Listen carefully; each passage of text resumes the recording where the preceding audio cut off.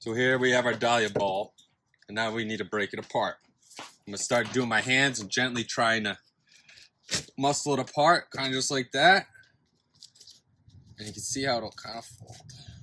There we go. There's one of the old tubulars. There's some eyes. So that's gonna be one. How much do you break these apart? It's up to you. I could have left this all together, and I have a nice big one. But what happens is the tubulars start to get really condensed and interwoven, and it's not healthy for the plant. Eventually, it's not going to do well or flower. So I could leave this one if I had nice big tubulars and they were separated. But you can see how compacted this is. So I am going to separate this one a little bit farther. I don't think I'll be able to break it. So let's try the knife. And you can see here, it's right in between the stalks. So I'm going to cut it right down the middle there.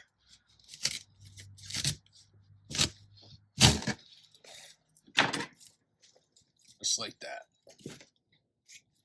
Sometimes after you cut them, then they're easy to break up even farther. This one I'm not going to touch. That's good.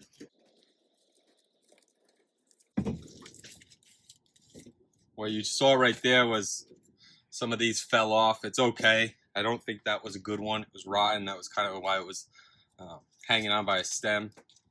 But if anywhere you cut, fall off, it's not a big deal as long as they still have 2 to 3, 4 is even better of these tubulars. Then that's enough root mass for the plant to regrow. After you get them off, what you can see I'm doing is, now that this one is so compacted that now that I've broken it up, I can get in there and start to see some bad ones that I couldn't have seen before. That's why I'm getting rid of those. But there you go. So out of that one, I got 3. I'm gonna leave these because I want some good sized dahlias. Here's some other ones I did before. I broke this dahlia into 4. Just like that.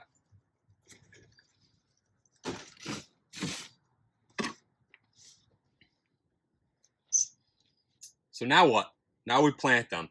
What I like to do is I get like a smaller pot, so that way I can get them started and it doesn't take as much space. I can grow them out in this, and then I'll repot them into their 20-inch, 18-inch container that they'll go in my patios in. So I'll fill it up about 3/4 of the way with soil. When you take your dahlia, you want the eye and the stem to be pointing up, all the tubulars and the roots pointing down. So I have right here, if we can zoom in, I'm just going to place it in just like that. Take some potting mix, sprinkle it around.